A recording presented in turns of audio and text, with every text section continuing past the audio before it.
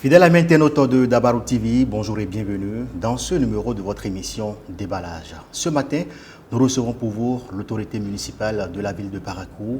Inoussa Zime Chabi est son nom. Avec lui, nous allons passer en revue les différentes réalisations de l'équipe municipale au titre de cette année 2023. La relation du maire avec les cadres déployés au niveau des communes dans le cadre de la mise en œuvre de la réforme du secteur de la décentralisation. D'autres questions également viendront meubler cette édition. Monsieur le maire, bonjour. Bonjour, monsieur le journaliste. Merci de répondre à notre invitation. Cette émission sera co-animée par mon confrère Barnabas Ouroukouma et moi. Barnabas, bonjour. Bonjour Ismaël Balogun. Merci également de répondre sur ce plateau pour cette émission avec l'autorité municipale. Merci beaucoup, monsieur le maire, bonjour. Bonjour, monsieur Barnabas. Merci d'avoir répondu à notre invitation. C'est moi. C'est un plaisir pour nous de vous avoir sur ce plateau. Et d'entrée, je rappelle que le jeudi 13 août 2020, vous avez été élu à la tête du conseil municipal de Parakou après un bref séjour de votre prédécesseur. Alors, monsieur le maire, dites-moi quel était l'état de la municipalité de Parakou à votre prise de fonction. L'État, je ne sais pas dans quel sens vous demandez l'État. Comment se portait la commune de Parakou lorsque vous preniez les rênes des mains de Aboubakar Yaya et son équipe? Bon, c'est vrai, nous étions à une période de tension. Tension due à tout ce que vous connaissez, parce que vous savez correctement comment je suis arrivé à la tête de la municipalité. Il y a une équipe qui a fini son mandat, et une autre après les élections qui est venue, et c'est après celle-là que nous avons pris les rênes de la municipalité, donc le 13 août, comme vous l'avez dit. Donc il faut noter que ce n'est pas facile en ce moment-là, surtout que mes prédécesseurs n'avaient fait que seulement 2 mois et quelques. C'est difficile. C'est difficile de remplacer une équipe qui venait de démarrer sa mandature, mais avec le temps, je ne sais pas, peut-être avec ma personne, nous avons pu quand même collaborer. Nous avons collaboré et il y a eu un apaisement du climat. Le climat est revenu normalement. On a travaillé et parce que pour chacun d'entre nous, ce qui comptait, c'était le développement de la ville de Parakou. Et c'est ce que j'ai dit. C'est vrai que j'ai été élu d'un parti politique. On dira que je suis un homme politique. Mais au sein du conseil, c'est vrai que c'est une instance politique, mais il faut mettre au-dessus de tout le développement de la ville. Et tous ceux qui m'ont accompagné, qu'ils soient de mon bord politique ou des autres bords, ils m'ont tous accompagné. Ils m'ont tous accompagné et je n'ai pas écarté quelqu'un. Que ce soit en conseil, en dehors du conseil, même dans la vie privée, j'ai entretenu de bonnes relations avec tous. Je n'ai pas d'ennemis, comme on le dit. Ce qui nous a unis là, c'est Parakou, c'est le développement de la ville de Parakou. D'accord, vous l'avez dit, vous avez travaillé avec tout le monde. Monsieur le maire, tout de suite, quelle a été votre priorité pour un réel développement de la cité des Koubourou? Bon, effectivement, la première des priorités qui n'était pas au fait, vous disiez non, qui ne devrait pas au fait être une priorité, c'était la question de la paix. Et vous savez ce que nous avons traversé à Parakou. Et à chaque fois, je me posais la question de savoir, est-ce que l'harmonie qui avait existé au sein des populations de Parakou, cette harmonie-là allait revenir? Est-ce que nous allons nous parler? Est-ce que ça allait être facile pour moi de gérer la municipalité? Qu'est-ce qu'il fallait faire pour que vraiment cette paix-là revienne? Mais grâce à Dieu, et grâce à l'accompagnement de chacun et de tous, vraiment, à un moment donné, bon, c'est vrai, les gens ont tout oublié, les gens ont pardonné, les gens ont collaboré. Et voilà, c'est pourquoi je disais, ça ne devrait pas être une priorité. Mais c'est la fondation de toute chose. C'est-à-dire, il faut avoir d'abord cette paix avant de se dire maintenant qu'est-ce qu'il y a à faire. Voilà. Et dans qu'est-ce qu'il y a à faire, il y avait beaucoup de choses. C'est vrai que la municipalité, sinon la mairie, n'a pas démarré en 2020. Il y a des gens qui nous ont précédés et qui ont fait beaucoup de choses pour qu'on en soit là où nous sommes avant notre prise de fonction. Que ce soit dans le domaine éducatif, dans le domaine de la santé, dans le domaine des infrastructures, dans le domaine de l'assainissement, un peu partout. Ils ont pu quand même impacter. Chacun a fait ce qui est de son devoir et selon les moyens qu'il disposait en son temps. Et c'est ce que nous sommes en train de faire par rapport à ce que nous disposons comme moyens et par rapport à l'ouverture que nous avons. Parce que c'est aussi ça. On peut ne pas avoir les moyens et avoir des portes pour impulser quand même le développement. Et c'est ce que nous sommes en train de faire. Nous sommes dans cette dynamique-là. Alors, monsieur le maire, après avoir réglé ces préalables, la paix, tout ce qui devait concourir à asseoir un réel développement, comment se porte la ville de Parakou aujourd'hui, 2 ans après, 2 ans, 3 ans après? Oui, 3e année. Oui. Je ne dirais pas que la ville se porte très bien. Parce qu'au fait, aucune ville ne peut bien se porter. Même Paris. Aujourd'hui, si Paris avait fini de tout faire, les gens seront aujourd'hui au repos et à regarder les choses. Donc, comme on le dit, tant qu'il reste à faire, il faut continuer par le faire. Mais la ville avance. Elle avance peut-être pas au rythme voulu. Même moi, personnellement, dans certains domaines, je constate qu'il reste beaucoup à faire. Il reste beaucoup à faire parce que je n'ai pas pu, ou bien nous n'avons pas pu, parce que je ne suis pas seul, c'est un ensemble, c'est un groupe. Nous n'avons pas pu impacter comme cela se doit certains aspects de la vie. Mais il y a d'autres secteurs dans lesquels nous pouvons dire nous sommes en train d'aller dans la dynamique de ceux qui nous ont précédés.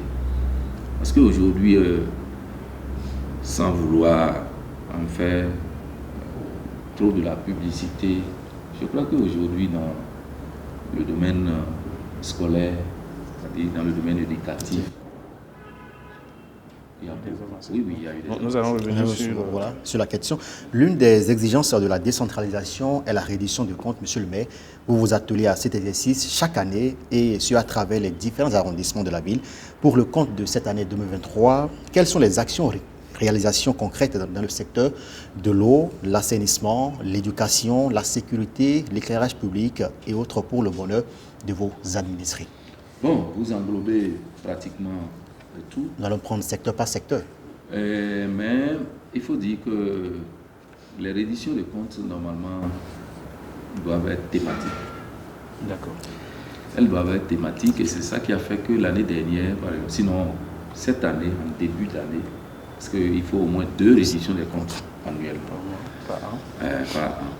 Donc, dans la première moitié de l'année, nous avons fait la reddition des comptes dans le domaine de l'eau et de l'assainissement.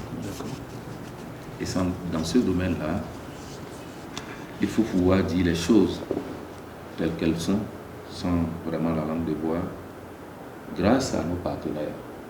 Je veux parler de Orléans, qui est notre ville sœur, ville jumelle. Nous avons impacté beaucoup de nos quartiers périphériques en matière d'approvisionnement en eau. Vous savez correctement que la SONEM ne couvre pas tout Parakou. Et nous avons des zones dans lesquelles boire de l'eau, ce n'est pas facile. Et nos populations continuent toujours à se créer des points d'eau de fortune pour avoir de l'eau.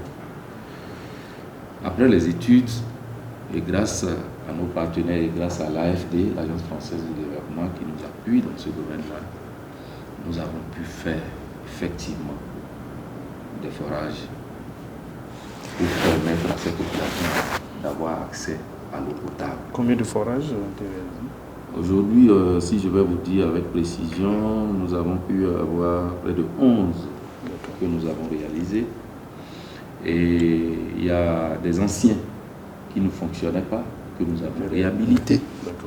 Il y a d'autres qui fonctionnent, mais du fait que la ville avance, il faut pouvoir rendre moins pénible l'accès à l'eau. Donc nous avons transformé certains forages en ils appellent ça des FPM. Donc ça a permis, grâce à un système de panneaux solaires et autres, d'avoir des robinets, d'avoir de l'eau courante. Au lieu que ce soit des pompes à motricité. Au lieu que ce soit des pompes à motricité humaine. Nous l'avons réalisé un peu partout.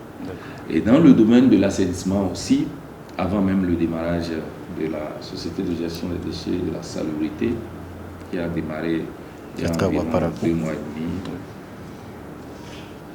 Grâce à ce partenariat Parakou-Orléans, nous avons démarré avec la destruction de tout ce qu'il y avait comme dépotoir sauvage. Vous savez que la gestion des déchets, c'est un secteur vraiment très dense, où il faut avoir des moyens et où il faut pouvoir sensibiliser nos populations parce que on produit beaucoup d'ordures, mais nous n'avons pas de système d'accueil, de système de gestion. Donc, si on n'avait que des dépotoirs un peu sauvages, même pas loin de vous, un galon de Peruguera, vous avez vu, de temps en temps, on est obligé d'aller intervenir, d'aller détruire grâce à ce partenariat. Et sur fonds propres aussi de la mairie, nous avons mené certaines démarches passant par... Parce qu'une chose est de détruire, mais une autre est aussi de sensibiliser les populations à ne pas continuer dans cette démarche-là. Nous l'avons fait. Et avec les structures de collecte des ordures, vous savez que nous avons libéralisé cela, la mairie ne s'en occupe plus, ce sont des ONG qui se sont installées, qui s'occupent de la collecte, c'est-à-dire de la pré-collecte des ordures et vont les regrouper quelque part avant que la municipalité n'envoie vers le dépotoir sauvage, le dépotoir final. Bon, là encore, qui n'est pas ce que ça doit être, parce que les ordures, une chose est de les collecter, mais l'autre chose est de pouvoir les traiter. Alors, par rapport à ce sujet des ONG de pré-collecte, est-ce qu'il n'y a pas de problème à ce niveau parce que beaucoup de quartiers se plaignent de l'absence des ONG. Moi, personnellement, j'ai souscrit au niveau d'une ONG qui n'est jamais venue prendre les ordures chez moi. C'est effectif. C'est effectif. Mes prédécesseurs avaient mis un système et grâce à l'apport des hommes politiques, des uns et des autres, ont essayé d'organiser le système de telle sorte qu'on a mis à disposition des engins, c'est-à-dire des tricycles voilà. À ceux-là, afin de pouvoir mener à bien cette activité. Mais aujourd'hui, depuis ce moment, parce qu'on leur avait demandé à ce que ces tricycles-là soient utilisés, bien gérés, pour pouvoir générer d'autres. Mais bon, la mauvaise gestion chez certains, le manque d'entretien chez d'autres, ont fait que ils n'ont pas pu renouveler. C'est bien qu'ils ont des domaines dans lesquels ils interviennent. Maintenant, comme ils ne sont plus en mesure d'intervenir, c'est ça qui a fait que d'autres quartiers ont été délaissés. Mais aujourd'hui, avec la SGDS, ils sont en train de les organiser. Et ils vont même les organiser en des... Bon, je ne veux pas dire PME. Bon, en des groupements. Oui, en des groupements quand même bien structurés, avec un conseil d'administration et tout. D'accord. Afin qu'ils puissent faire correctement le travail. Monsieur le maire, nous allons aborder le sujet de la SGDS. J'ai vu que dans les prévisions de cette société, Parakou n'était pas prévu comme ville où elle allait intervenir, cette société, mais contre toute attente... C'était pour le travail. Voilà. J'avoue que nous vous avons fait ce procès ici à Dabarou, d'avoir une ville très sale. La ville de Parakou était très sale et nous avons même estimé que à un moment donné, vous avez laissé la salubrité qui est une priorité pour les populations pour vous attaquer à la libération des espaces publics. Mais vous nous avez surpris, quelques temps après que nous ayons eu cette analyse, vous nous avez surpris avec la SGS qui débarque de nulle part à Parakou. Quelle a été la politique qui a été menée pour que Parakou, qui n'est pas dans le Grand Nokoué, qui n'était pas prévu dans les documents, nous avons suivi le lancement et tout, soit aujourd'hui prise en compte dans les activités de la SGDS.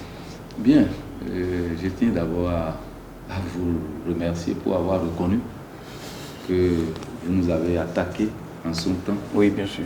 Estimant qu'on ne faisait rien dans le domaine de la c'était pas faux. C'était pas faux. Depuis 2020 jusqu'à aujourd'hui, c'est vrai. Les populations de Parakou remarquent ça, que la ville n'était pas propre. Barabas, oui. Vous avez posé votre question. Oui. La réponse me revient. Oui. Donc laissez-moi aller au bout. Oui, si dans votre réponse, vous... Et je vous dis, Barnabas, oui. Je suis du genre, et vous l'aurez constaté, et c'est ça que les gens me reprochent.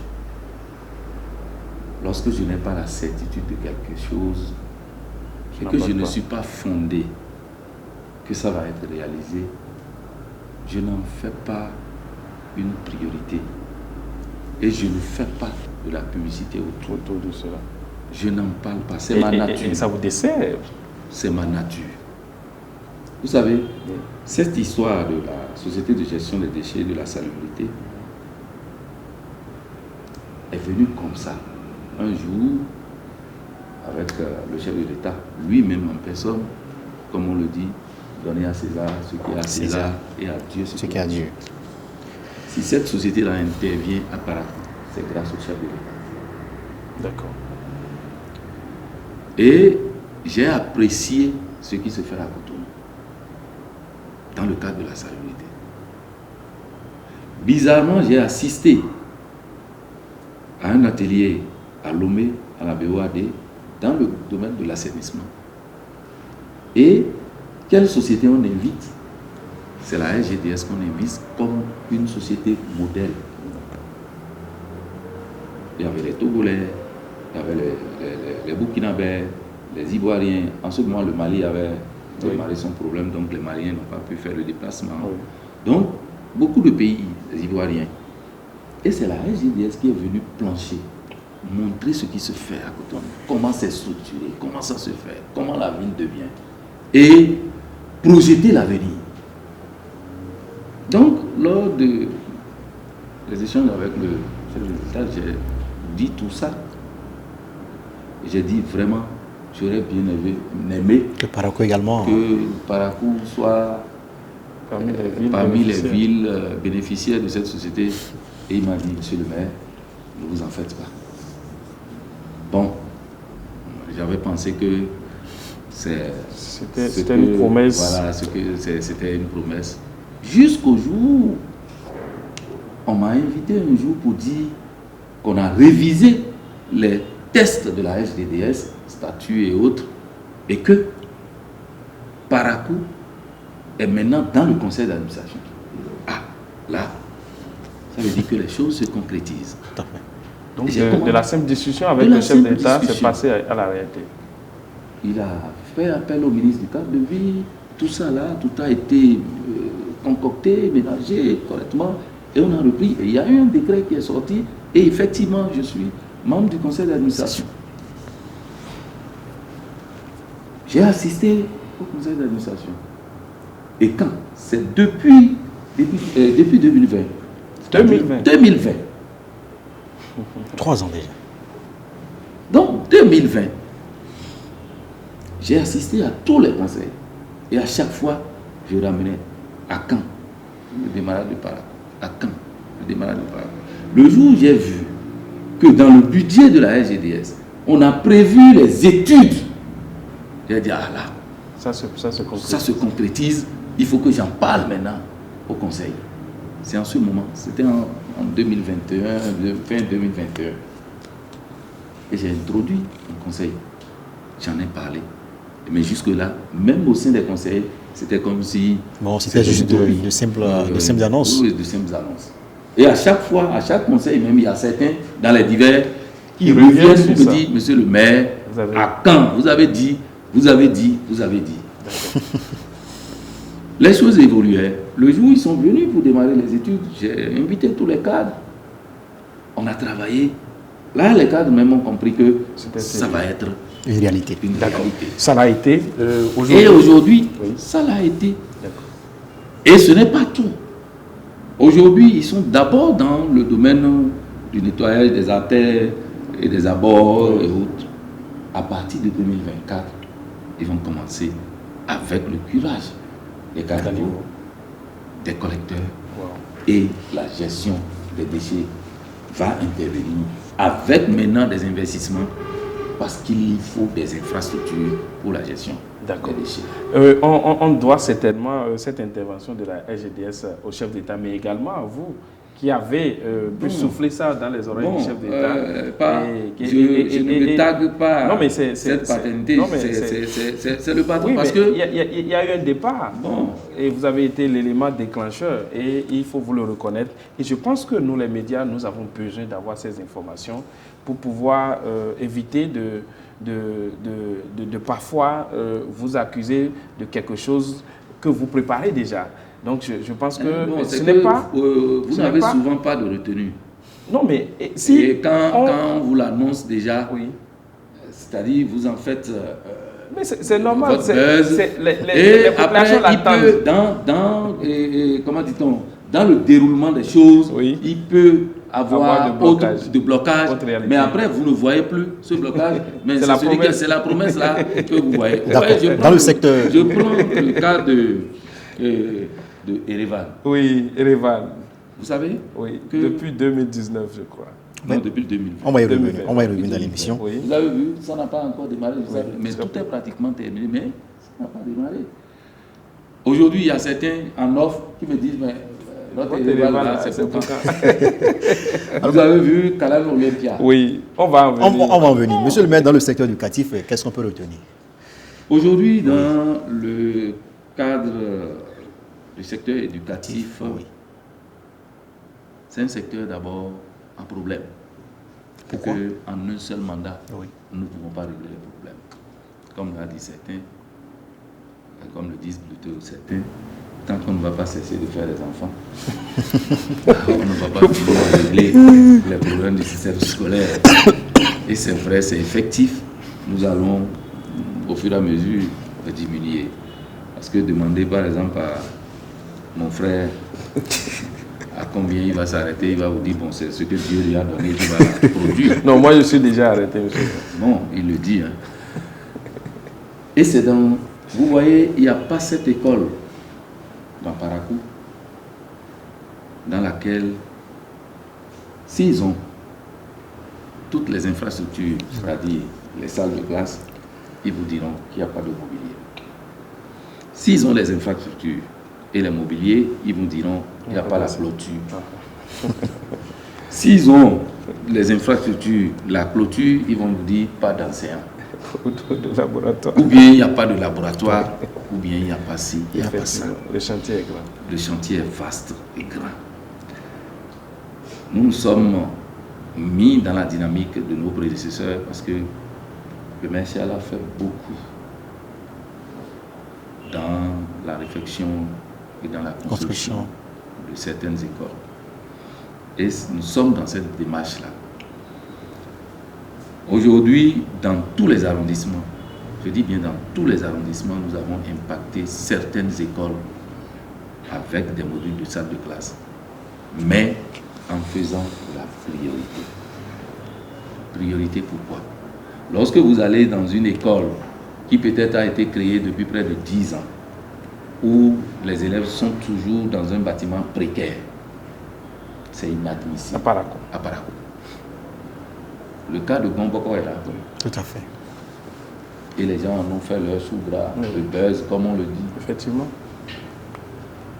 Rapidement, nous sommes allés là pour leur doter d'un bâtiment. Aujourd'hui, c'est vrai qu'il leur faut au moins 2 bâtiments de 3 classes Mais on leur a donné un bâtiment de 3 classes plus bureau pour leur permettre quand même de mettre les enfants dans des conditions idéales.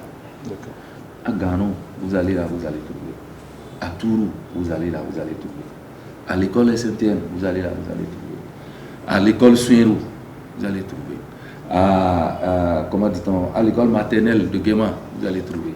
À Banikani, vous allez trouver. Je ne peux pas citer. Nous l'avons fait, mais ce n'est pas encore suffisant. Il faut continuer par le faire.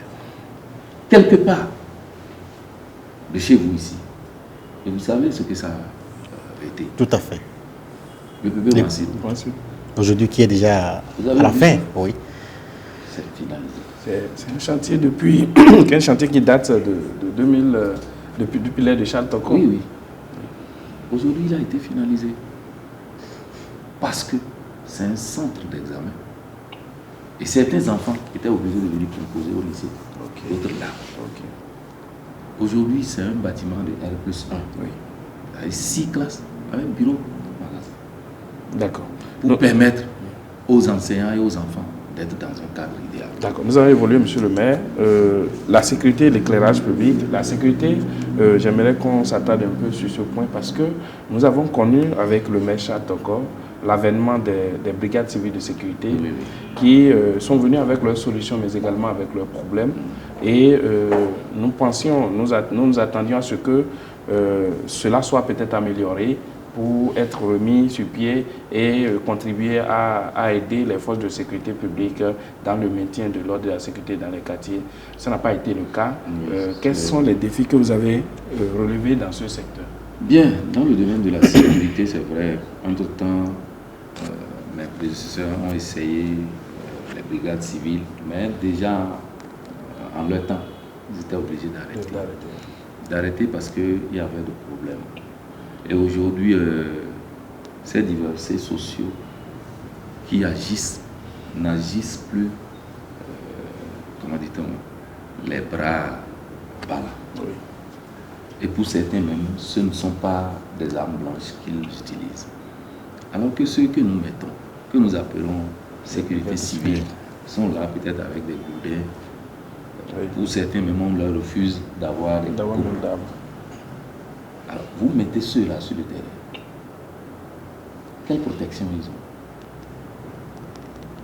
Et quand quelque chose va subvenir, qui va en répondre? Voilà ce que, les gens nous ont demandé. Les gens nous ont dit, surtout ceux qui s'occupent de la sécurité réelle, qui ne sont pas prédisposés à assurer la sécurité. Mais la sécurité est individuelle, Barnabas. D'abord. Et c'est ça que nous ignorons. Parce que nous pensons que hier, il n'y avait pas de problème. Demain, il n'y aura pas de problème. Non. Si je sais que j'habite un milieu où, à partir d'une certaine heure, il peut y avoir, c'est que j'évite de prendre par là à partir d'une certaine heure. Sauf cas de force majeure. Et la sécurité est holistique. Elle est liée à tout ce que vous avez dit. Éclairage public, voie d'accès même, et maintenant, agent de sécurité. Parlant de la sécurité, aujourd'hui, si nous devons laisser cette sécurité aux simples agents de la sécurité, ça ne marcherait pas. Donc chacun de nous doit jouer un rôle. Ce que nous ne faisons pas. Et c'est pourquoi aujourd'hui, il y a le concept de coproduction de la sécurité que nous sommes en train d'expérimenter. Et par rapport à la ville de Parakou, nous avons dit, et ça a été un plaidoyer, Cotonou, Calavi, Porto Novo, Sémé, Ouida, pour que nous ayons en notre sein une sécurité qu'on appelle la police municipale. D'accord. La proposition a été faite, le chef de l'État a accepté, et vous avez vu que déjà, on a même commencé par lancer les inscriptions. Donc, on va avoir cette police-là en notre sein, qui va dépendre directement de nous, mais commandée par la police républicaine cela nous permettra d'avoir la main libre de dire allez sur tel, faites ceci, accompagnez-nous sur ceci. D'accord, monsieur le maire, avant d'avoir cette police municipale, dites-nous quelle est votre relation avec les nouveaux cadres techniques déployés au niveau des communes dans le cadre de la mise en œuvre de la réforme du secteur de la décentralisation. Merci. Vous savez que depuis avril 2022, nous déployons déjà nous avons déjà commencé cette réforme-là avec le redéploiement de nouveaux cadres. D'abord les secrétaires exécutifs et après les cadres techniques qui ont été tirés par ces secrétaires exécutifs. C'est une réforme, c'est une nouvelle manière de faire et nous sommes en train de l'expérimenter. Et cela n'est pas venu en l'air.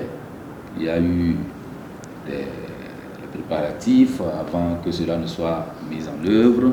Il y a eu un code qui a régi cette réforme qu'on appelle le code de l'administration territoriale que nous sommes en train d'expérimenter aujourd'hui. Un code qui aujourd'hui a tracé les couloirs de tout chacun d'entre nous, c'est-à-dire les politiques que nous sommes et les techniques qu'ils sont. Et par rapport à la relation qui nous lie, je vous assure, c'est une relation saine qui nous lie au niveau de Paracou avec ces cadres techniques. C'est vrai, il y a beaucoup de problèmes ailleurs. Mais les problèmes ne finissent pas. Ils sont inhérents à l'existence humaine même. Mais il faut pouvoir les gérer. Et c'est quand vous n'arrivez pas à les gérer qu'à l'extérieur, on entend et on dit qu'il y a problème, il y a problème. Et en toute situation, moi je dis, c'est vrai que je suis au démarrage d'une mandature, je n'avais jamais été maire, c'est maintenant que je suis en train de faire mon exercice. Donc, mon expérience, je ne sais pas ce qui se faisait. Je ne sais pas comment c'était bon, ou bien comment c'était facile, ou bien comment c'était libre. Donc, personnellement, ça ne me crée pas de problème. Avec mon secrétaire général, dans le temps, j'ai travaillé comme ça. Il y a certaines choses parce que lui, il était de la maison. Il connaissait la maison. Il savait comment les choses se passaient. C'est auprès de lui que je faisais l'apprentissage. C'est vrai qu'en ce moment-là, j'étais l'ordonnateur du budget. Mais avant toute prise de décision, je le consultais. Et je consultais aussi les autres adjoints. Ah, voilà ce qu'on... Est-ce que ça, là, on le fait? Voilà ce qu'on s'est dit avec le SG. Est-ce que, effectivement, c'est faisable? C'est comme ça qu'on a travaillé. Maintenant, si aujourd'hui les tests jugent que c'est le secrétaire exécutif qui doit être ordonnateur du budget, mais... D'accord. Là, les craintes que j'avais pour des prises de décision et autres, ce problème est réglé. Ce problème est réglé. Vous pouvez vous conforter dans parce votre que ça me conforte dans ma position. Alors, monsieur le maire, cette réforme, on a l'impression qu'elle est venue arracher les pouvoirs des maires. Vous avez dit que vous, même en son temps, vous n'étiez pas habitué à faire des choses seuls. Mais lorsque vous remplacez une équipe comme celle du maire Charles Tokor, celle du maire Aboubakar Yaya, très bouillante, une équipe très bouillante, on a très tôt fait de vous accuser d'être très passif, de ne pas être vraiment, de donner l'impression de ne pas être à la hauteur de la tâche parce que vous êtes venu avec un tempérament qui ne fait pas sentir l'existence de l'autorité dans la ville. Nous avons vu beaucoup de réformes mises en œuvre par Charles Tokor, l'autogare, le déplacement de l'autogare, plusieurs autres réformes. Mais depuis que vous êtes là, pas de réformes qui viennent rappeler à la population de Paracou qu'il y a une autorité à la tête de cette municipalité. Celle dont je me souviens moi personnellement, c'est la réforme concernant les tricycles qui, je ne crois pas, est aboutie. Monsieur le maire, est-ce que c'est l'arrivée des secrétaires exécutifs qui aujourd'hui sont les ordonnateurs du budget, qui sont, qui sont vraiment au cœur même de la gestion municipale, qui fait qu'on ne vous sent pas, ou bien c'est votre manière de faire? Bon, vous pouvez être des jumeaux, et ne pas avoir le même tempérament. C'est clair. Et ne pas avoir le même comportement. Ça, c'est clair. Charles, c'est Charles. Oui. Zimé, c'est Zimé. Oui. Il y a certaines choses que Charles va faire, je ne le ferai jamais. D'accord. Et même les maires qui se sont succédés. Un jour, un ancien maire de Parakou disait, si c'était lui qui était encore maire, il n'allait pas pouvoir déplacer le taux d'arrière. Oui. Il faut être Charles pour le faire. Et il faut le lui reconnaître. N'importe qui ne peut pas le faire. Et en venant, en remplaçant ceux que j'ai remplacés, si je devais me comporter réellement comme ils se sont comportés, peut-être que je ne serais pas là. Donc vous avez peur de perdre votre fauteuil? Non, ce n'est pas dans le cadre de perdre le fauteuil. Est-ce que j'avais écrit, j'ai l'honneur avant d'être là? Mais non. À un moment T, Dieu a voulu que je sois là. Et je suis là. Si à un moment T plus 1, je dois partir, je vais partir. Ce n'est pas ça. C'est quoi alors? Aujourd'hui, il y a certaines choses que je peux faire que Charles ne fera pas. Il vous dira, moi, je ne le ferai pas. Parce que lui, c'est Charles. Mais il y a certaines choses aussi que Charles peut faire. Moi, là, je dirais, je ne le ferai jamais. Oui.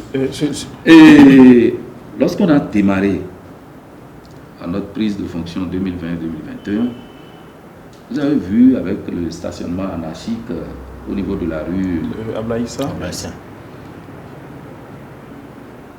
Ça va être Charles. La façon dont il va agir pour les déplacer de là. Vous n'avez pas procédé ainsi? Nous n'avons pas procédé ainsi. Et le résultat a été acquis? Le résultat n'a pas été acquis? Bien sûr. Ça a été acquis.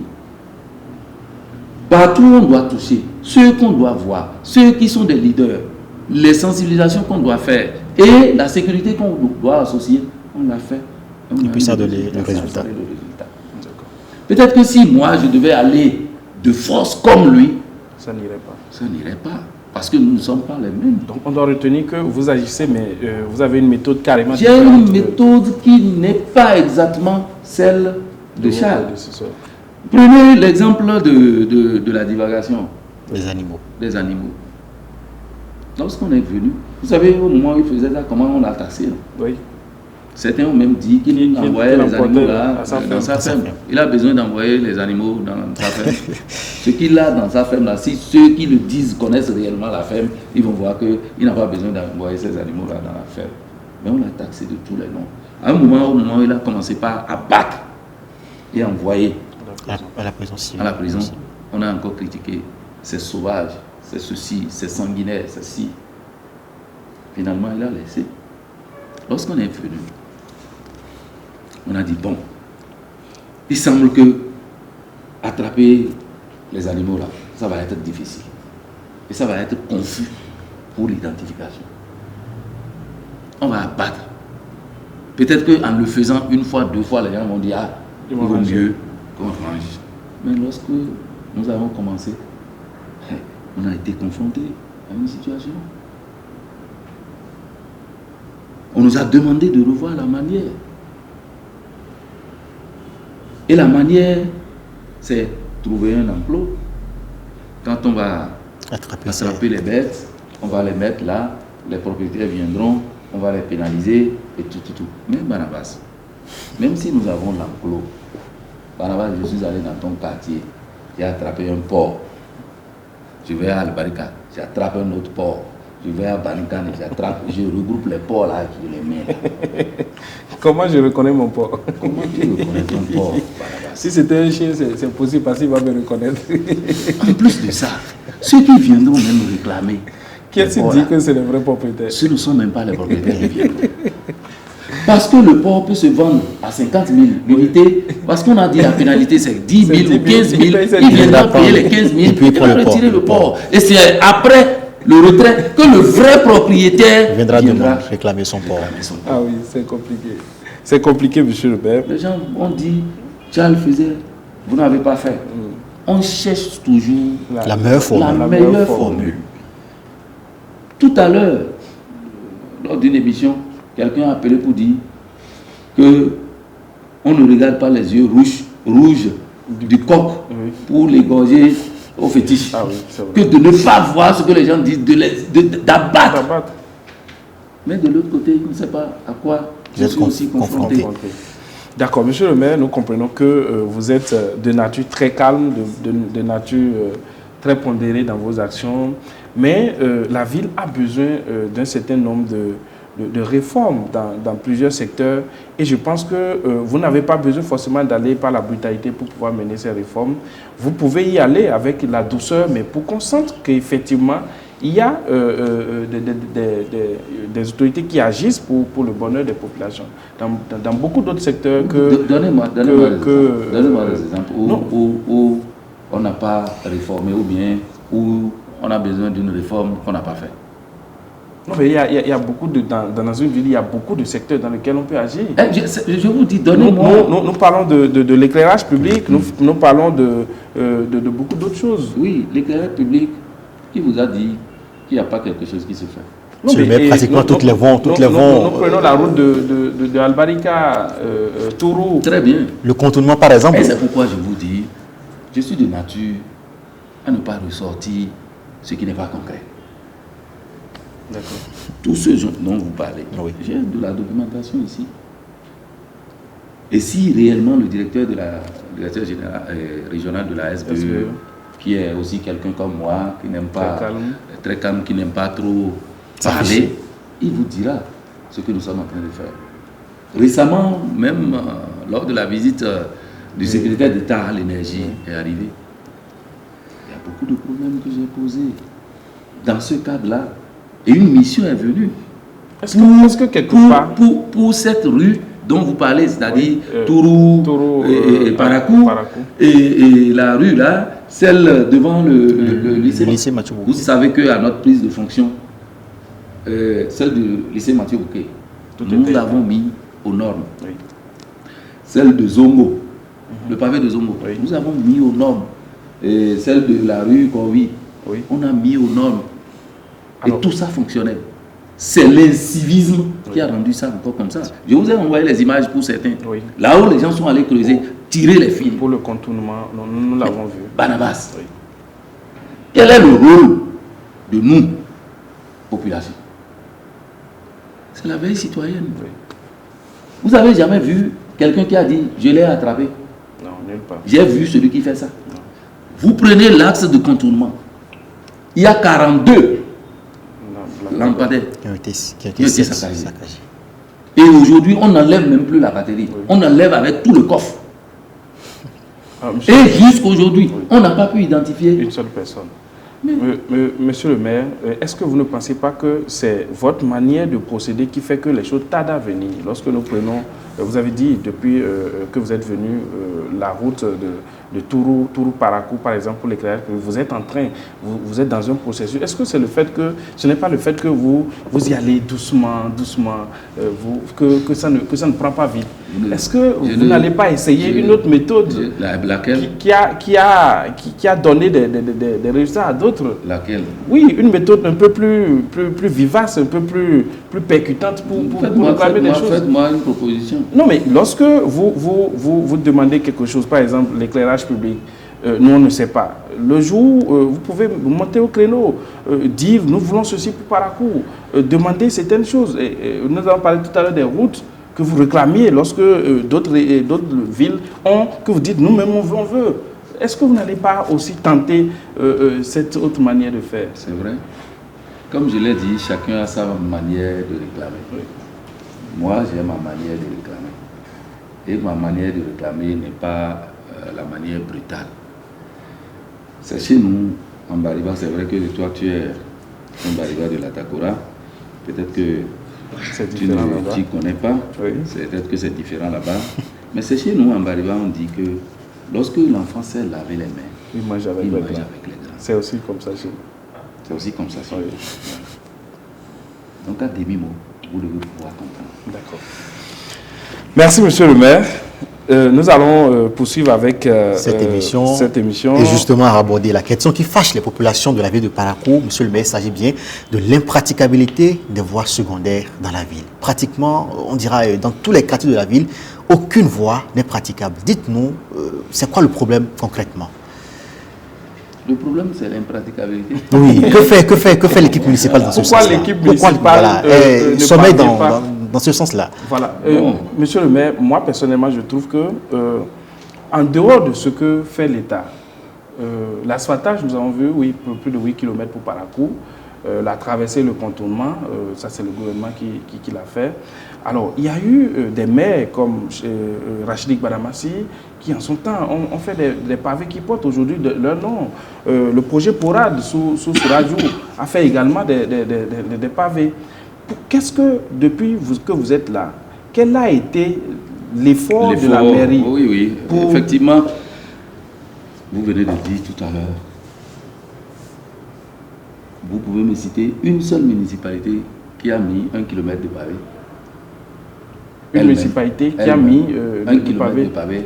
J'en ai pas connaissance. Vous avez dit tout à l'heure, projet, oui, qui a permis en son temps oui, de faire ceci. Oui. Même en notre temps, là, aujourd'hui, il y a un projet qu'on appelle le PAPVS, oui, qui doit intervenir, pas seulement même dans les routes, même dans la construction des collecteurs. Mais, qui dit projet, vous connaissez le temps que ça prend. Tout à fait. oui. Des Pendant études, ce temps, tout ça. on Et souffle matière. non, on a tout ce temps. Qu'est-ce qui se faisait? C'était le profilage qu'on faisait, ça et là. Et nous-mêmes, lorsque nous avons pris fonction, on a commencé par le faire. Mais lorsqu'on a évalué Barnabas, à un moment donné, on risque même de vous taxer de détournement. Parce que lorsque vous faites le reprofilage avec apport d'une rue d'1 kilomètre, si vous dites le coût à quelqu'un, après 2, 3 pluies, il va vous dire, ces gens-là c'est des bandits, ils ont volé l'argent et ils disent que, oh c'est la réalité. C'est la réalité. On a posé le problème en conseil. Et qu'est-ce que nous avons dit? On va faire comme ce que, il y a un ancien maire qui avait commencé un truc. Et nous voyons les résultats jusqu'aujourd'hui. C'est le maire. Il avait choisi certaines rues dans lesquelles il a fait des canaux, c'est-à-dire des conduits d'eau. Oui. Ils ont remblayé, Oui, sans forcément mettre de bitume ni des pavés. Oui. Mais ces rues-là, quand vous faites le reprofilage une fois, c'est 3 années, 4 années après que vous intervenez là. Effectivement. On a dit, pourquoi ne pas aller là, si on n'a pas beaucoup de moyens? Oui. Essayez de sélectionner certaines rues et de le faire. On a tous été d'accord. Mais comme il ne faut pas se lancer comme ça, il faut commencer quelque part. Aujourd'hui, nous avons testé pour 2023, là, on a testé. Et pour ceux qui prennent fin pavé Zongo pour aller à Fiesta, vous allez voir qu'on a commencé. Oui. Pour voir comment ça va être, afin de pouvoir généraliser un peu partout. Le reprofilage là, sincèrement, même moi, vous voyez ma rue, je ne le fais pas dans le compte de la mairie. Je le fais sur mon propre compte. Parce que, étant dans le quartier, au moins, que les gens ne disent pas. Même la rue du maire. On le dit. Parce il y a quelqu'un qui a même dit, c'est lui, c'est moi. Que c'est un lac qui a devant la pharmacie, le plateau. C'est des motopompes qu'on prend pour aspirer l'eau lorsqu'il y a pluie. Voilà. Est-ce que c'est un honneur pour moi si j'ai la capacité de faire une rue? Et je vous le dis, même l'asphaltage qui est là, je pouvais dans les études et tout ça, dire bon, au lieu d'envoyer telle rue à tel endroit là, amener ça, sortez là, amenez là chez moi. Et moi je vous le reproche. Il y a beaucoup qui me reprochent. Oui, moi personnellement je vous le reproche. C'est quand même, vous allez recevoir des gens chez vous. Je me dis, oui, avant d'être maire, je suis citoyen comme tout autre. Bien évidemment. Si les études ont été réalisées avant moi, je dis bien avant moi, et ceux qui ont réalisé ces études-là vivent toujours et savent ce qui a été retenu. Qu'un beau matin, parce que je suis maire, parce que j'ai la capacité, parce que j'ai la force de le faire, je détourne l'une des rues et je l'amène chez moi. Barabas, quand vous allez apprendre ça, vous là, que je vois là, c'est vous qui allez dire, vous les voyez, non? Non, monsieur le maire, je pense que... non, c'est ça le bon sens. Oui, c'est ça le bon sens. Mais ce n'est pas pour cette raison que je ne suis pas en train de prêcher. Voilà. Pour que cette rue-là soit prise en compte. Voilà. Je suis allé pour ça. Et pas seulement elle. Bon, Dieu merci, celle de... Parce que j'ai plaidé pour toutes les rues qui mènent au niveau de nos commissariats. Oui, ok. D'accord. Ma rue mène au niveau du commissariat de Guéma. Effectivement. La rue de Barikani, la grande rue, mène au niveau du commissariat. Oui. Mais bizarrement, par chance, celle-là, elle a été déjà prise en compte. Okay. Celle d'Albarika mène au niveau du commissariat. Oui. Moi, personnellement, devant Dieu, j'ai plaidé pour celle. Okay. Et j'attends. D'accord. Par la grâce de Dieu, en attendant que ça ne soit fait, monsieur le maire, aujourd'hui, qu'est-ce qui est prévu de façon concrète dans le projet asphaltage, la phase 2 du projet asphaltage, et c'est pour quand le démarrage? Ce qui est prévu, c'est beaucoup, mais par rapport au problème de rue à Parakou, on peut encore demander plus. On peut encore demander plus. Mais on dit chez nous qu'un tien vaut mieux que 1000 tu l'auras. Non, il faut dire même tu l'auras. 1000 tu l'auras. C'est déjà bien. Vous savez que certaines villes ont été retirées de l'asphaltage. Mais Parakou est demeuré.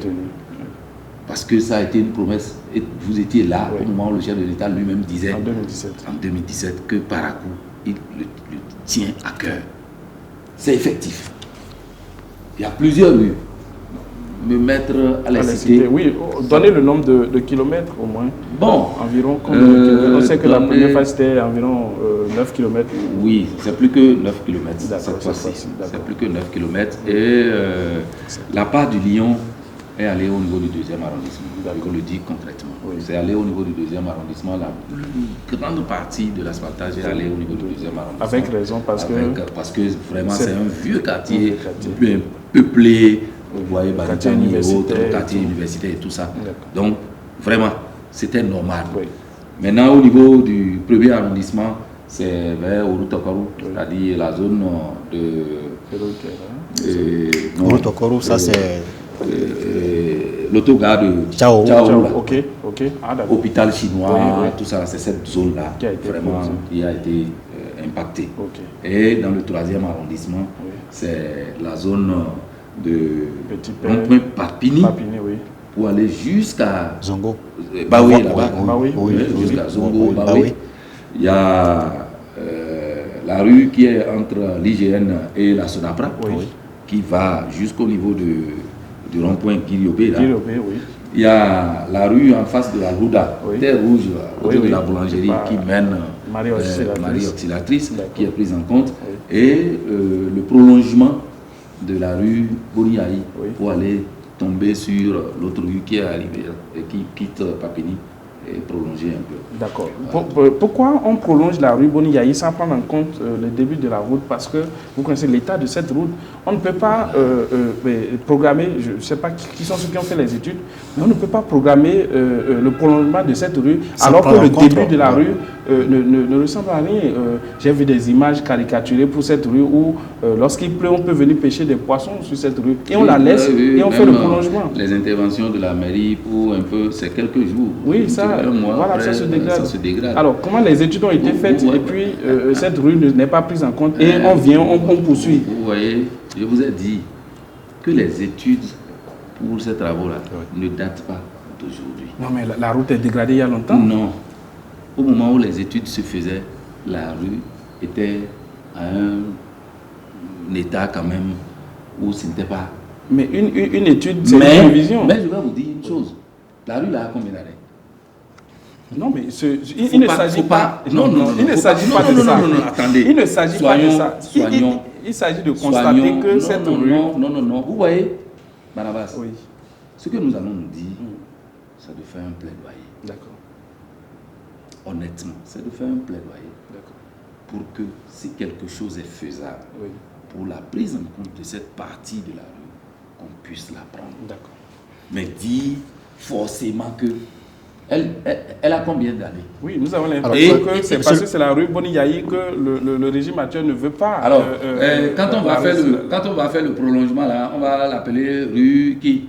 Oui, mais il faut nettoyer toute la route et refaire. Pourquoi laisser celle qui a été réalisée par le régime de feu et choisir de continuer? Donc c'est pourquoi je dis, c'est un plaidoyer que nous allons faire. Vu l'état de cette rue là aujourd'hui, si on pourrait le faire du début du goudron de la RN jusqu'à la fin, ce serait très bien. Nous comptons sur vous pour ce plaidoyer. Nous parlons toujours des voies impraticables, mais est-ce que vous pensez que la ville est l'enfant malade de ce régime? Parce que nous voyons des réalisations de l'État dans d'autres villes, mais Parakou... les enfants qui sont en bonne santé. Oui, et Cotonou par exemple aujourd'hui, quand vous allez à Cotonou, à Ouida, à Abomey aujourd'hui, ça ne... C'est vous qui le dites. Non, c'est la réalité là. Parakou des fois, vous ne pensez que Parakou ne bénéficie de rien, monsieur le maire. Si en 2017, le chef d'État vous a fait la promesse de paver toutes vos rues, et qu'aujourd'hui, en 2023, et qu'il n'ait rien fait, à part l'asphaltage, vous ne vous sentez pas un peu laissé sur le carreau, monsieur le maire? Moi, je ne suis pas laissé sur le carreau. Et je remercie le Seigneur pour le minimum que j'ai en attendant de demander plus que. D'accord. D'accord? Oui. Chacun de nous a un enfant ici, à la maison. Oui. Nous sommes pères de famille. Nous les traitons au même niveau. Non, c'est ce qui est souhaité. Mais les cas... Qu'est-ce que vous avez dit? C'est ce qui est souhaité. Non. Mais les cas, du traitement ne doivent pas être palpables. C'est ce qui est souhaité. Oui. D'accord? Oui. Mais qu'est-ce que je vous ai dit tout à l'heure par rapport à l'asphaltage? J'ai dit plusieurs au départ et à l'arrivée. D'autres ont été enlevés. Ceux-là diront quoi? Et ils sont des enfants morts. Non, ils ne sont pas des enfants morts. Mais pourquoi vous nous traitez, nous qui avions eu le peu d'enfants malades? Oui. Non, je vous dis, l'intervention de la SGDS à Parakou, vous ne savez pas combien de milliards. Allez dans les villes à côté, entre maires, on se parle et on disait, vous là, qu'est-ce que vous avez fait même? Et on nous saute, vous devez pouvoir comprendre. Oui. Et on vient jusqu'à Parakou pour que la société intervienne. Moi, je vais dire que je suis enfant malade. Moi, je ne suis pas malade. Je pense que... Je ne suis pas enfant malade du régime. Les enfants... Le peu qu'on me donne, je prends avec deux mains et je vais continuer par demander plus. Non, monsieur le maire, quand on parle de l'enfant malade, le marché de Guéma est là aujourd'hui, depuis bientôt 3 ans, 4 ans. On dira le marché n'évolue pas. On n'a pas un stade digne du nom.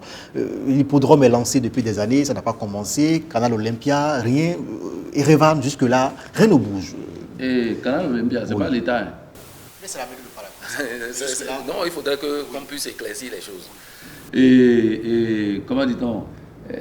L'hippodrome, ce n'est pas l'État qui a voulu. Hein. Le marché de Guéma, par exemple. Le marché de Guéma. Oui, jusqu'aujourd'hui. J'en viens. Oui. Vous savez, chacun de nous là, a souvent fait un projet de réalisation d'infrastructures. Oui. On aurait bien voulu que les choses évoluent comme on le veut, comme on le souhaite. Mais il peut y arriver des circonstances qui ralentissent nos projets. Parakou a peut-être la malchance d'être parmi ceux qui ont connu cette situation, ou bien les villes qui ont connu cette situation. Vous savez que Abomey vit la situation que Parakou, ou bien vous ne savez pas? Oui, Djougou aussi. Djougou vit la situation que Parakou, vous ne savez pas? À Cotonou, en plein centre de Cotonou, il y a des marchés qui sont au niveau de... Abomey n'est même pas au niveau de Parakou. Et si on va le dire, normalement, les gens vont dire c'est là-bas que ça doit être prêt avant partout. Non, nous ne l'avons pas dit. Nous constatons qu'à Parakou, c'est pas prêt. Et l'entreprise qui avait à charge ces travaux, à un moment donné, a eu des problèmes. Et pratiquement, il semble que ça doit être 5 ou 7 marchés qui sont dans cette situation. Alors, dans cet état. Monsieur le maire, nous allons... Et nous, c'est vrai, les travaux ont démarré depuis un certain moment. Je vous invite, parce que lui, il en a fait son chou grave à un moment donné où on s'est demandé même si c'était du harcèlement ou quoi. Mais le jour où on lui a permis d'entrer dans le marché et de construction, il s'est rendu compte que effectivement, c'est un chantier énorme et que les gens sont en train de travailler. Et jusqu'à présent, même récemment, là, je suis allé moi-même, j'ai vu ce qui se fait dedans, que les choses évoluent maintenant. Monsieur le maire, nous avons... Et je ne vais pas m'en arrêter à là. Oui. Nous avons bénéficié d'une seconde phase de ce marché. Ah bon? Oui. Exactement de même taille. Qui sera construit avec un abattoir pour les animaux que les gens vont amener dans le marché au lieu d'aller encore ailleurs. Ça va être construit là. Toujours sur le même site. Et de l'autre côté, là où les entrepreneurs se sont installés, il y a l'autocar moderne, plus moderne que ce qui est à Boycon, qui sera construit. Alors félicitations, nous espérons que ces projets seront très bientôt réalisés parce que nous sommes à 2 ans de la fin du mandat. Monsieur le maire, souhait est que tout ça soit réalisé avant la fin du mandat. D'accord. Monsieur le maire, Canal Olympia, Hippodrome, CIDES, vous êtes venu il y a déjà 3 ans. Vous n'en parlez pas apparemment. Or, ce sont des actions de vos prédécesseurs qui, en son temps, ont émerveillé beaucoup les populations qui s'attendaient à avoir désormais un hippodrome, à avoir un centre Canal Olympia, parce que les jeunes manquent cruellement de lieux de distraction. Ça, c'est effectif. Oui. C'est effectif. Mais il y a certains de ces projets qui vraiment ne dépendent pas directement de la municipalité elle-même. Quand vous prenez par exemple Canal Olympia, les gens ont demandé le foncier pour réaliser quelque chose. C'est un privé. Alors quand on demande le foncier et que la personne remplit toutes les conditions pour avoir ce foncier-là et que le conseil donne son OK, c'est approuvé et tout ça, on a fini.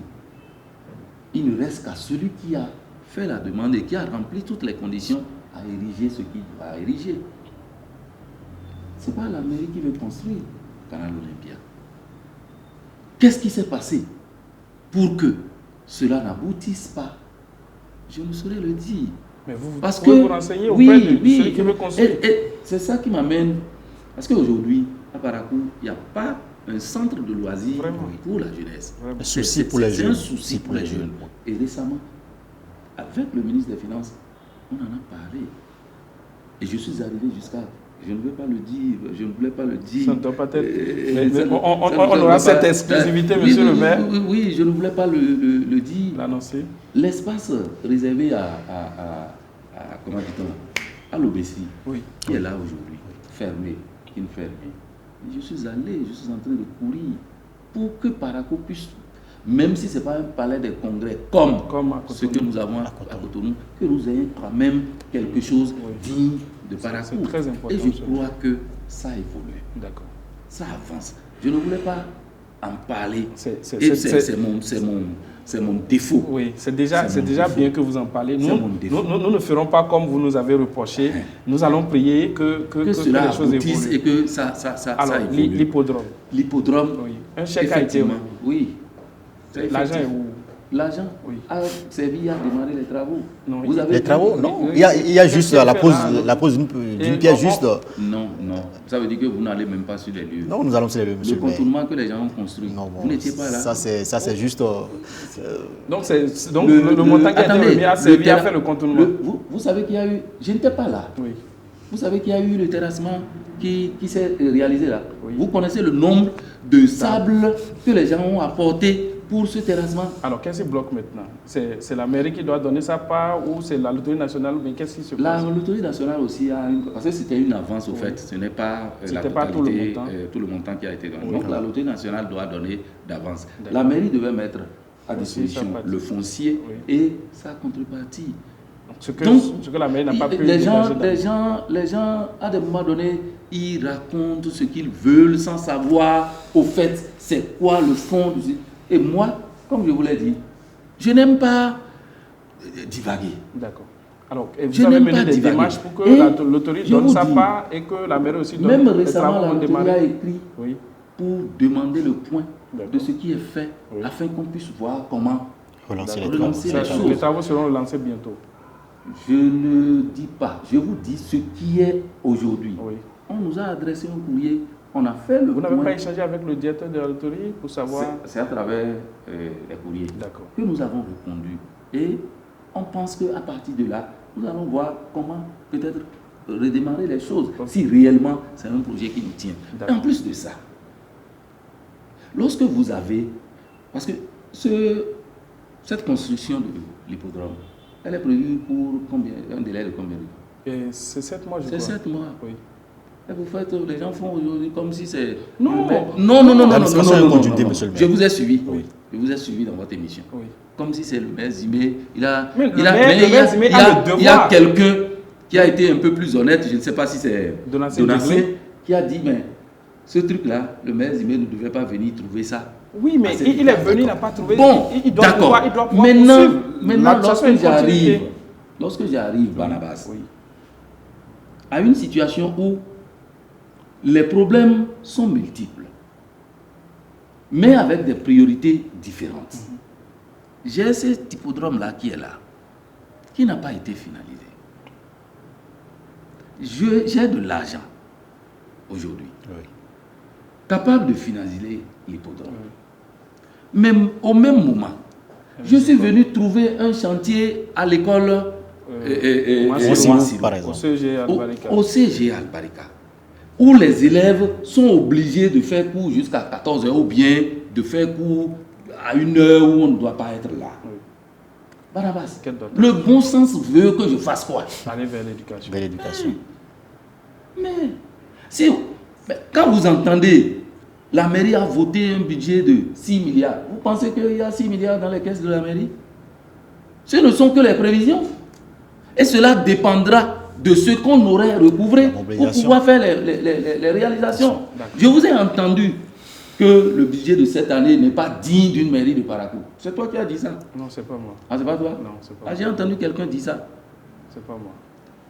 Je dis, mais lorsque vous devez attendre des appuis de part et d'autre pour finaliser votre budget et qu'une année, vous avez attendu et vous n'avez pas pu avoir la totalité, alors que vous avez un budget qui était colossal. La deuxième année, c'est peut-être vers la fin de l'exercice qu'on vous donne ce qu'on doit vous donner, qui ne va même plus vous servir dans l'exercice. Le bon sens vous parlez des fonds FADEC? Un peu de tout. Le bon sens veut, comme on le disait au temps de la Révolution, que vous puissiez compter sur vos propres forces. Et faire les prévisions. En tenant compte d'abord de votre capacité de mobilisation. Si ça venait vous faites maintenant un collectif budgétaire pour intégrer tout ce qui est venu. C'est dans ce sens-là que cette année, nous avons élaboré. Très réaliste. Donc c'est un budget très réaliste. C'est ça. D'accord. Monsieur le maire, comment se fait-il que la ville de Parakou a une société d'investissement qui a des machines, qui a beaucoup d'appareils lourds, d'engins lourds, qui louent à d'autres villes? J'ai vu des machines de Parakou travailler à Niki, dans d'autres villes.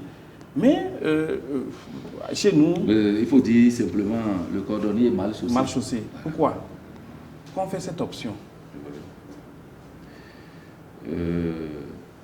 C'est normal que tout le monde en parle. Oui. Parce que au moment où on a acquis les machines, il y a eu une faute de communication. On a fait une communication et nous avons dit que c'est pour la ville parce qu'on a fait des problèmes et autres. Mais c'est en prévision à certaines choses que c'était fait ainsi. Ça veut dire quoi? C'était à cause des campagnes qui venaient? Non. Ce n'est même pas là-bas, ce n'est même pas du fait de la politique. Okay.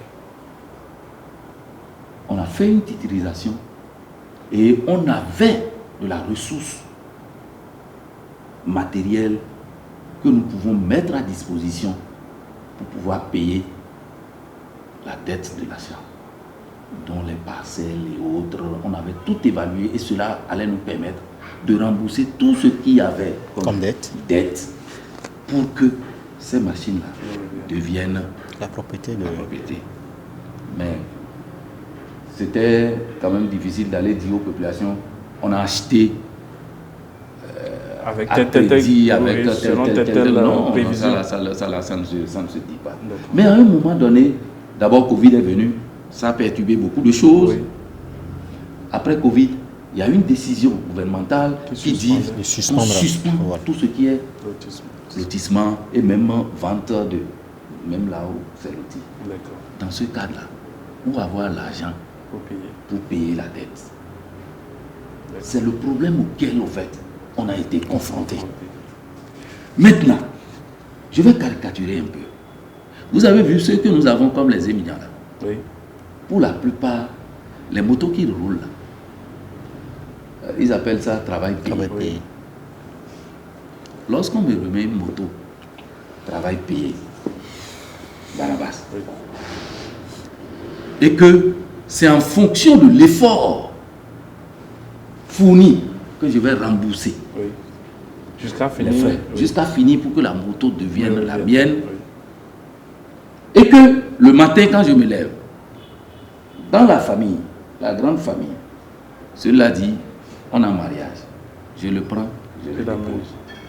L'autre dit, il y a baptême. Je le prends, je le dépose.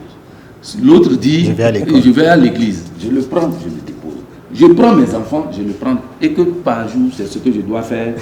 Là, je ne rentabilise pas. Là, je ne peux pas. Et puis, je dois payer la dette. Voilà. Ah, oui. Je peux payer la dette. Non. La moto peut me revenir. Non.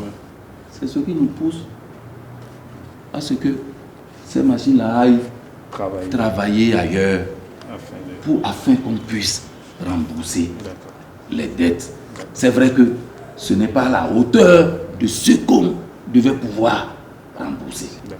Aujourd'hui, qu'on le veuille ou non, la mairie va rembourser. Parce que c'est nous qui avons acheté. Et c'est parce que la mairie ne pouvait pas gérer ces machines-là qu'elle était obligée de dire il faudrait qu'on puisse créer une société qui va s'occuper de ça là pour que en retour on puisse avoir de l'argent pour rembourser. Donc c'est pourquoi je dis je vais caricaturer afin que terre à terre. Je pense que c'est très bien compris. C'est très bien compris par les internautes. Alors monsieur le maire, parmi les reproches qui vous sont faits, il y a également le manque de communication de la mairie. Il y a également la suspension des contrats avec les organes de presse. Cela ne date pas de vous, c'est depuis le maire Charles Toko que les contrats ont été suspendus avec les maires, avec les organes de presse. Nous estimons que pour une ville à statut particulier comme Parakou, il est très important de communiquer, il est très important de faire savoir tout ce que vous venez de dire, qu'on ne savait pas.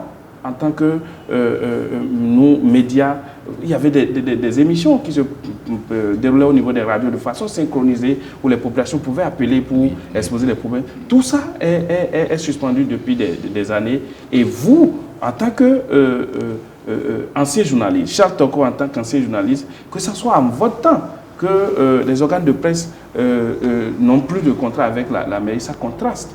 C'est vrai, il convient de dire que là, il s'agit d'une appréciation générale que nous faisons de ce rapport qui devait exister entre la mairie et les organes de presse. Alors, monsieur le maire, dites-nous aujourd'hui, concrètement, qu'est-ce qui se passe en termes de relations avec les médias? C'est vrai, nous avons vu tout récemment, vous avez une nouvelle cellule de communication, un nouveau directeur de cabinet. C'est sûr que les choses bougent maintenant. Oui, bon, les choses vont bouger petitement.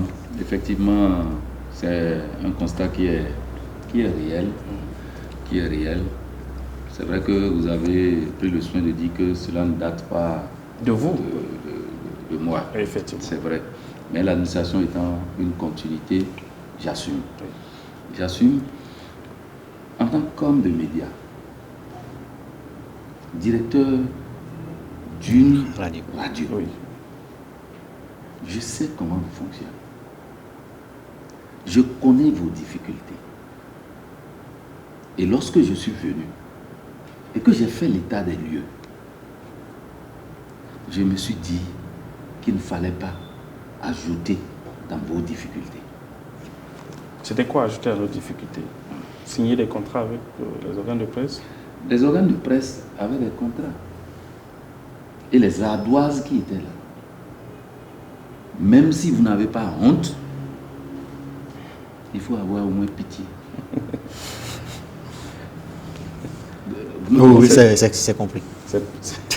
Et ça fait que j'ai hésité pendant tout le temps. Parce que je me suis dit qu'il fallait faire le premier pas. Ouais.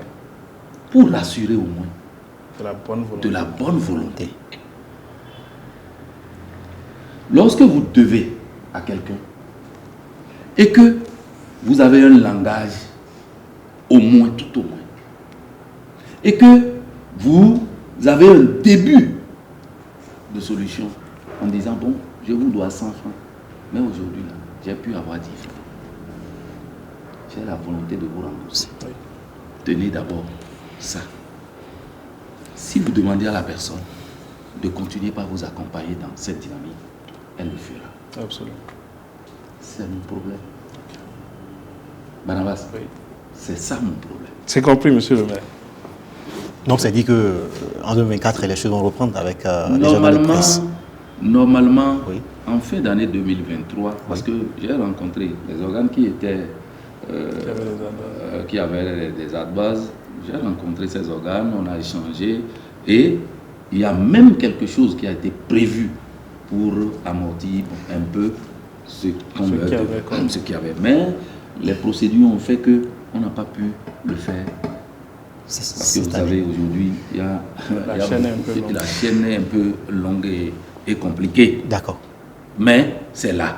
On va le faire et à partir de 2024, voir ce que nous pouvons faire ensemble. D'accord, monsieur le maire, vous avez encore 2 ans, 2 à 3 ans de gestion. Dites-nous, quelles sont les perspectives? Bon, d'abord, globalement, ce que nous avons comme perspective ou ce que nous avons en programme, c'est de tout faire pour améliorer les conditions de vie de nos populations. Parce que c'est pour ça que nous sommes venus, et dans tous les secteurs. J'aurais menti si je vous dis que je vais régler tous les problèmes de Parakou. Si c'était ainsi qu'on règle tous les problèmes, je vous ai cité certaines villes. Aujourd'hui, ces villes-là seront à l'arrêt où, bon, tout est pas fait, tout est déjà fait, on ne fera plus rien. Non. Et dans tous les secteurs, même dans le budget 2024, on a encore prévu. La routine va continuer. Là où il reste, nous allons continuer par le faire. Là où on n'avait pas touché, on va le faire. Là où il faut changer de manière, dans le cadre des routes par exemple, nous allons le faire. D'accord. Monsieur le maire, 2023 est à sa fin. Nous sommes à l'orée d'une nouvelle année. Quels sont vos vœux à l'endroit de votre famille, du peuple béninois, des populations de Parakou? Bien, la première des choses, comme je le fais d'abord, c'est de rendre grâce au Seigneur, parce qu'il n'est pas donné à tout le monde de voir la fin de l'année, même nous qui parlons là, des dieux seuls qui savent si nous allons voir la fin de l'année. Inch'Allah, mais déjà, c'est une grâce que nous soyons aujourd'hui au 29, non? Oui. Au 29 décembre. Notre souhait est qu'on voit 2024. On a démarré avec certains qui ne sont plus là. La preuve, notre président du Conseil économique et social n'avait jamais imaginé que il ne verrait pas la fin de 2024. Donc je souhaite à chacun et à tous une longue vie. Amen. Une santé de fer inoxydable. Amen. Parce que quand on dit de fer, là aussi, quand la rouille entre là, ça détruit. Ça détruit totalement. Hein? Donc de fer inoxydable. Et que Dieu nous donne cette force de pouvoir répondre aux aspirations de nos populations, aux attentes de nos populations dans tous les secteurs, que ce soit dans le domaine de la santé, dans le domaine éducatif, dans le domaine de l'assainissement, dans le domaine de la jeunesse Et dans le domaine de l'emploi, parce que c'est là aussi. Aujourd'hui, la mairie est en train de faire une promotion de l'emploi. Et nous avons aujourd'hui une unité installée au niveau de la mairie de Parakou pour orienter, pour permettre aux jeunes de savoir les disponibilités d'emploi qu'on peut avoir. Et dans le domaine de l'entrepreneuriat, l'accompagnement qu'il faut en relation avec la NPE, d'autres projets, Bénin-Biz et autres, on a pu insérer beaucoup. Et il est de notre devoir de continuer par le faire, comme on le dit, la jeunesse est le fer de lance de tout développement. Bonne et heureuse année à chacun et à tous, et que 2024 soit une année d'ouverture pour chacun d'entre nous. Alors, à l'endroit de l'équipe de Dabaru TV, et voilà, ce sera également votre mot de la fin de cet entretien. Merci. À l'endroit de Dabaru, oui. Mot de la fin. Oui. Bon, est-ce que j'ai encore un mot de la fin avec tout ce que j'ai souhaité? Mais ce que je vais dire à l'endroit de Dabaru, Oui. c'est de faire votre travail en respectant la déontologie pour laquelle vous avez accepté d'être là. Les faits sont sacrés. Le commentaire est libre. C'est ça qu'on dit en journaliste. C'est le principe sacré. C'est le principe, ça. Mais on a constaté qu'à un moment donné, vous faites de l'amalgame à certains endroits. Non. On ne fait Parce pas que- parce que- non, ça, je ne vais pas accepter. Je ne vais pas accepter. Je ne vais pas accepter. Vous n'avez En tout pas cas, on ne fera pas, on ne fera plus ce débat ici. Voilà. On aura d'autres plateaux pour en parler. Toutes les fois Oui. que nous avons dit quelque chose sur nos plateaux, Oui. dans le journal, nous nous basons sur certains faits et nous faisons des analyses. Vous l'avez dit, les faits sont sacrés, les commentaires sont libres.